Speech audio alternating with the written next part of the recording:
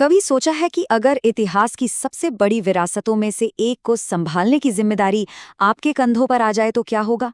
आज हम एक ऐसे ही शख्स की कहानी जानने वाले हैं जिसने इस जिम्मेदारी को न सिर्फ उठाया बल्कि उसे एक नई ऊंचाई दी। और ये कोई छोटा मोटा सवाल नहीं था। जॉन कैल्विन की मौत के बाद जो खालीपन पैदा हुआ था, उसने पूरे रेफॉर्मेशन मूवमेंट के भविष्य पर ही एक बड़ा सवालिया निशान लगा दिया था।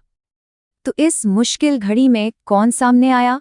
चलिए मिलते हैं हमारी कहानी के नायक से। ये थे थियोडोर बेजा, एक फ्रेंच सुधारक, एक कमाल के विद्वान, एक कवि और सबसे बढ़कर जॉन कैल्विन के सबसे करीबी सहयोगी और उनके चुने हुए उत्तराधिकारी। यही वो इंसान थे जिनके कंधों पर ये बहुत भारी जिम्मेदारी आने वाली थी। लेकिन कहानी यहाँ से और भी दिलचस्प हो जाती है। बेजा हमेशा से ऐसे नहीं थे। चलिए जरा उनके शुरुआती जीवन में झांकते हैं और देखते हैं कि वो कौन सी घटना थी जिसने उनकी पूरी जिंदगी का रुख ही मोड़ दिया। अपने शुरुआती दिनों में वेजा पेरिस के लिटरेरी सर्कल्स में एक चमकता हुआ सितारा थे। उनकी कविताएं मशहूर थीं, पर उनकी जिंदगी पूरी तरह से दुनियादारी में डूबी हुई थी, धर्म और अध्यात्म से कोसों दूर। और फिर एक ऐसी बीमारी ने उन्हें घेरा जो जानलेवा थी।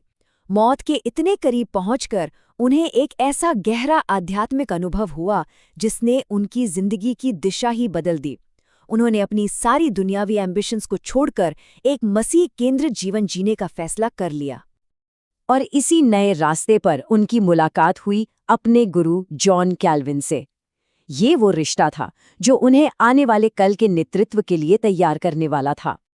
इन दोनों के बीच का रिश्ता कितना गहरा था, इसका अंदाजा आप कैल्विन के इन शब्दों से लगा सकते हैं।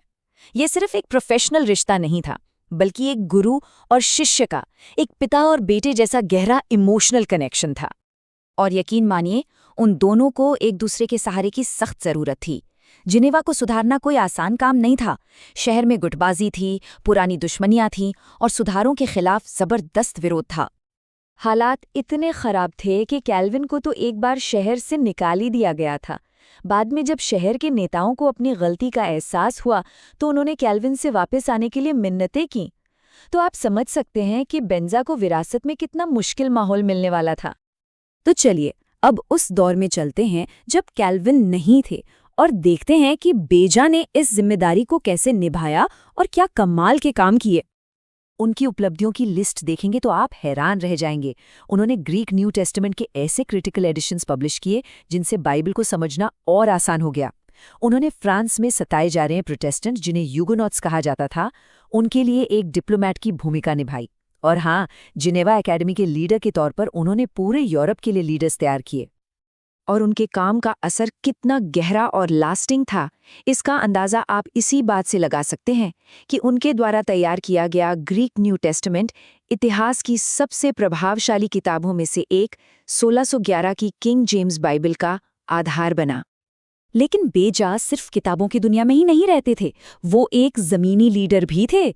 जब जिनेवा में प्लेग फैला तो उन्होंने लोगों को सिखाया कि विश्वास और समझदारी में बैलेंस कैसे बनाना है।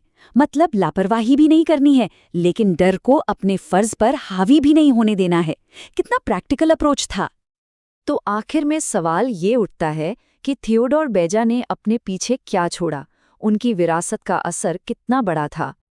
कैल्विन की मौत के बाद पूरे 41 साल, जी हाँ 41 ईयर्स तक बेजा ने जिनेवा के रिफॉर्मेशन मूवमेंट को न सिर्फ संभाला बल्कि उसे आगे भी बढ़ाया। उन्होंने ये सुनिश्चित किया कि यह आंदोलन जिंदा रहे और फलता फूलता रहे। उन्होंने सिर्फ कैल्विन की विरासत को बचाया नहीं, बल्कि उसे और भी मजबूत किया। उनकी लीडरशिप में जिनेवा एकेडमी एक इंटरनेशनल हब बन गई, जो पूरे यूरोप में सुधारक भेज रही थी और वहां के चर्चों को स्थिरता दे रही थी।